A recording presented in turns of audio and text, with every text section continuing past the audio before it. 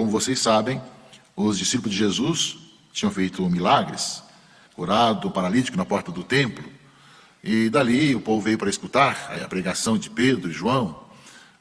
Logo chegaram também os chefes locais para ver o que estava acontecendo e reprimiram aos apóstolos e os prenderam, inclusive. E depois disso, querendo calá-los, justamente procurar que eles não mais falassem em nome de Jesus. Nesse julgamento dos apóstolos, em que Gamaliel entra, esse homem sábio, e pede que todos se retirem, e fala ao povo, fala às pessoas que queriam condenar os apóstolos, e conta algumas histórias. Conta de uma pessoa chamada Teudas, que também fez um movimento naquela época, e juntou muitos homens, 400 homens, depois da sua morte. Todo mundo debandou e nada restou. Depois apareceu um tal de Judas, o Galileu, também que arrastou o povo atrás de si. Depois que morreu, seus seguidores dispersaram. Esses movimentos de pessoas que fazem e que depois acabam. O Gamaliel disse: quanto que está acontecendo agora, eu dou um conselho. Não se preocupem com esses homens, com os discípulos de Jesus. Porque se esse projeto, se essa atividade é apenas humana, acontece como os outros, como Teudas, como Judas o Galileu. Daqui a um tempo tudo acaba, ninguém mais se lembra que existiu.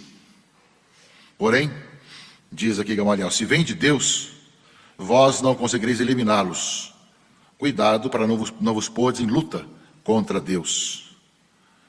Ora, caríssimos irmãos e irmãs, nós estamos já há 21 séculos que isso aconteceu, e estamos falando de Jesus, sendo testemunhas dele. Aquele que Gamaliel coloca para os judeus que iam julgar os discípulos de Jesus, nós somos hoje testemunhas de que não foi um aventureiro que levou o povo para um certo momento e depois passou. Mas, como aqui recorda a leitura dos Atos dos Apóstolos, se vem de Deus, não conseguireis eliminá-los. Cuidado para não vos pôr em luta contra Deus. Então, uma primeira coisa, nós abrimos esse quarto encontro nacional de mães que oram pelos filhos, com essa certeza. Nós cremos num Deus vivo, que o Pai enviou, nasceu no meio de nós, por Maria, e morreu, e ressuscitou e está vivo, hoje, e nós somos suas testemunhas. Não só lembra isso todas as profecias do Antigo Testamento, mas já também, de uma certa forma, entre Antigo e Novo Testamento, o sábio Gamaliel também, na conversa com o Sinédrio. Se for de Deus, não adianta querer calar. E nós somos testemunhas que aquele que reza conosco, aquele por quem nós rezamos, que é o nosso pontífice, a ponte que nos liga até a vida da Trindade, Jesus Cristo, nosso Senhor, Deus e homem verdadeiro, nós sabemos, meus irmãos e irmãs, que é o grande mistério da salvação, o grande mistério de Deus, veio morar no meio de nós. A sociedade sempre procura se esquecer disso, viver como se Deus não existisse, os comportamentos, as ideias. E sem dúvida, muitos dos nossos filhos são levados por tantas situações de uma sociedade em decadência, de costumes, de moral, de ética, e que vai como que chegando até nós e tentando cooptar as pessoas, como se Deus não existisse. Mas nós temos uma convicção, que é um dom, uma graça, que a fé nos conduz, que o Senhor Jesus está no meio de nós e Ele é a nossa vida. E que a nossa oração não fica sem um resultado, não cai no vazio, Deus nos escuta e fará aquilo que for melhor, tanto para a nossa família como pelos filhos. Nós queremos esse Deus vivo, que está no meio de nós hoje, pela palavra que nós ouvimos, pela Eucaristia que vamos participar, pelos acontecimentos de cada dia. Portanto, nossa alegria de poder saber que o Senhor está conosco e que nós, ao falarmos com Ele, ao colocar a nossa vida, ao colocar a nossa história, às vezes tão cheia, desconstruída, como hoje tentam fazer, tão cheia de violência, tão cheia de instabilidade, tão cheia de problemas, nós, enquanto cristãos, aqueles que seguem a Jesus Cristo, temos uma palavra que ilumina um pouco a nossa história, o nosso tempo atual. Assim como rezamos pelos filhos, rezamos também pelo país, rezamos por essa nossa vida, para que realmente nós façamos a diferença nessa história e nesse mundo. Mas a palavra de Deus continua, que depois que decidiram, então, fala a leitura, aceitar o parecer de Gamaliel, portanto, não prender os discípulos, os apóstolos, mas assim mesmo chamaram, mandaram açoitá-los. Nós vemos que os cristãos sempre sofrem, mesmo que não tivessem nenhum problema, acabam apanhando, e foram proibidos de falar em nome de Jesus. foram proibidos de falar em nome de Jesus. É claro, já Pedro tinha dito que a quem se deve obedecer, a Deus ou aos homens. Então, além de ser açoitado, foram proibidos. No entanto, não tem como não falar daquele que é a nossa vida, daquele que realmente salva e que liberta a vida humana de todas as amarras do maligno. E por isso mesmo, os apóstolos que falam a leitura aqui, saíram contentes, pois seriam considerados dignos de injúrias por causa do nome de Jesus. Portanto, também quando as pessoas nos atacam, falam mal dos cristãos, dos católicos, falam mal da gente porque a gente vai à igreja, porque reza pelos filhos, porque fazemos um movimento, porque fazemos uma viagem até aqui para passar esse final de semana, né, de reflexão, de oração, e criticam de tantas coisas, sempre tentam encontrar algo a dizer contrário. Os apóstolos, quanto mais apanhavam, quanto mais eram criticados, eles saíam contentes por serem considerados dignos das injúrias em nome de Jesus. Não desanimavam por terem sido xingados ou açoitados, mas continuavam firmes porque não tinha outro jeito de viver a não ser anunciando o Senhor. Sem dúvida, a oração, esse grande segredo, de ser aquela que toma pela mão a pessoa que está prostrada para levantar-se e caminhar em pé para uma vida nova. Para uma vida em que é iluminada pelo Senhor, nós sabemos que é reconstruída no Senhor. E esse mundo que procura encontrar os caminhos, tenta encontrar a felicidade de diversas formas, por maneiras tanto erradas muitas vezes, nós vamos anunciar que realmente é em Jesus Cristo, o Verbo que se fez carne, que morreu e ressuscitou, que nós temos a vida. E em nenhum outro nome, diz a Escritura, existe a salvação debaixo desse céu e em cima da terra, pelo qual possamos ser salvos. E nós somos chamados a ser testemunhas dele, tanto na família, como também na comunidade, na sociedade. E a leitura dos Atos termina dizendo que cada dia, no templo e nas casas, não cessava de ensinar, anunciar o Evangelho de Jesus Cristo. Ou seja, mesmo apanhando, mesmo sendo caluniados, mesmo sendo proibidos, em todo lugar continuavam anunciando Jesus Cristo, porque não tem outro jeito de viver, a não ser anunciando Jesus Cristo, a não ser caminhando com Cristo, mesmo que isso custe difamações, custe açoites, custe perseguições, custe muitas vezes ter que obedecer a Deus do que aos homens.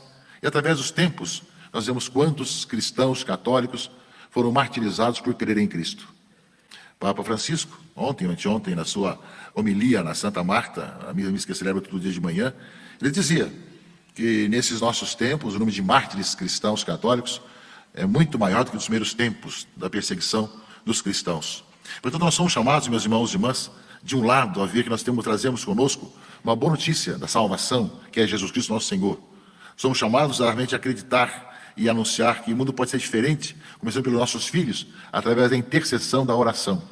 E nós sabemos que, ao mesmo tempo, vamos encontrar muitas dificuldades ao redor, tanto na sociedade, como também nas pessoas próximas, querendo nos desanimar de continuar a nossa missão. Vejam o exemplo dos apóstolos. E na palavra de Gamaliel, nós tem a chancela, tem um carimbo, realmente aquilo que ele falou, se é de Deus, nada poderá acabar. Passam os tempos, passam os séculos, passam as situações, passam os reinados, passam os grupos, passam as ideologias, Jesus Cristo permanece. Quantos países martirizaram tantos cristãos, proibiram os cristãos do seu culto, ainda hoje acontece isso, matam os cristãos, proíbem de celebrar, tantas coisas que acontecem pelo mundo afora.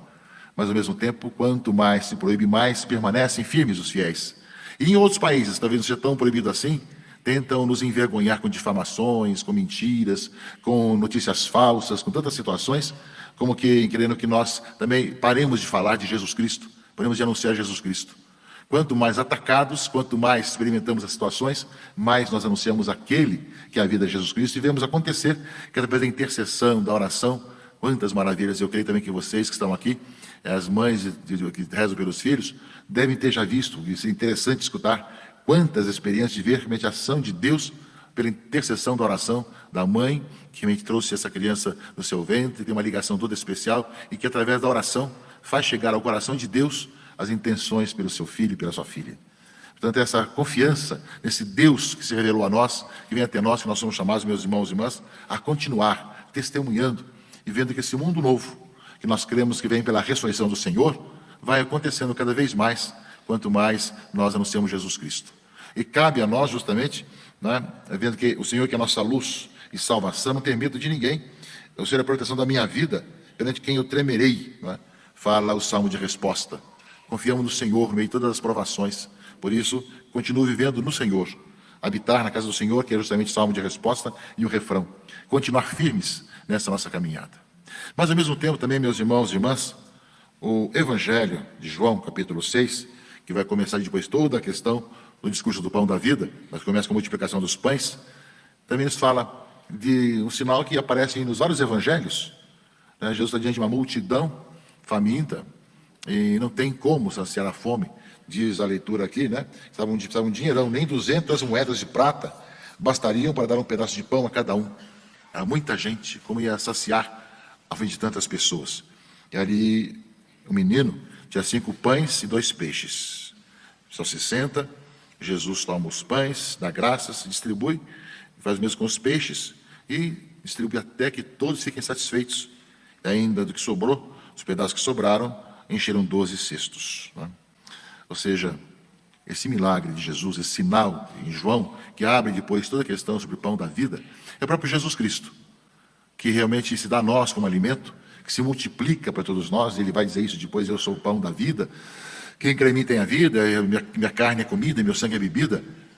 Nós sabemos que aquele que nós cremos, e que, como Gamaliel dizia, se foi de Deus permanece, e nós sabemos que é. Então, realmente, Jesus Cristo é o Senhor, que é a nossa vida, é o nosso alimento.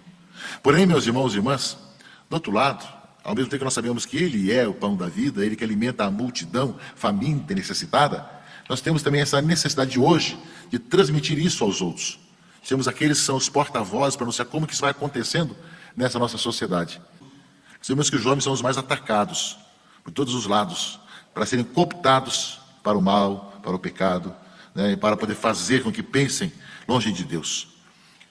Pode parecer que nós temos muito pouco, de tantas forças que hoje existem, né, tanto na comunicação como nas ideologias, nos aparelhamentos que existem hoje, de levar os nossos jovens para os descaminhos do mal e do pecado. Pode parecer que nós temos muito pouco para resolver e ajudar a resolver.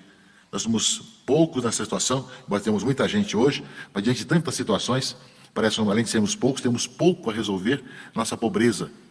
No entanto, essa criança, esse menino, com 5 pães de pobre, de cevada, e 2 peixes colocados nas mãos de Jesus, alimentou toda aquela multidão. Também nós, crescemos irmãos e irmãs, sabemos que é Jesus Cristo o pão da vida. Ele quem quer ser e que deve ser o alimento de toda a humanidade, encontrar na palavra, na Eucaristia, nos acontecimentos. Mas nós somos chamados a colaborar, a fazer a nossa parte. O que nós temos é pouco, mas nós somos chamados a colocar isso nas mãos do Senhor. Pela vida, pela consagração da nossa vida, pela nossa disponibilidade, né, de colocar nas mãos de Jesus os poucos pães e os poucos peixes que nós temos.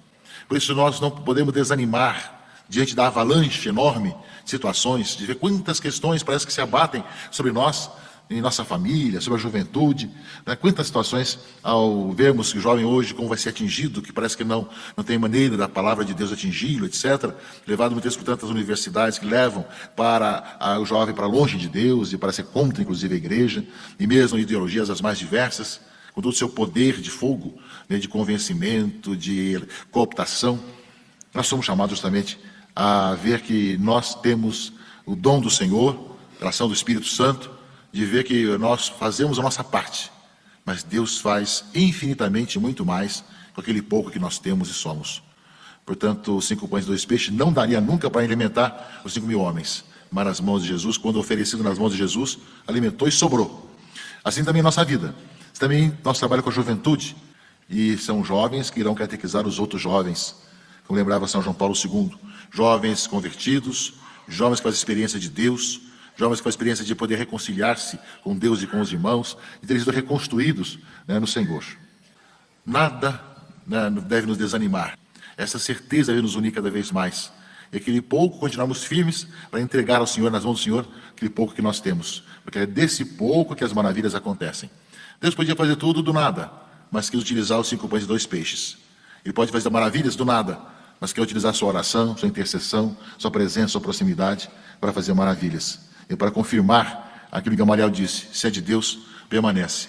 Mesmo proibido de falar ou com perseguição, aí que acontece ainda muito mais, né, o grande anúncio do Evangelho de Jesus Cristo, nosso Senhor.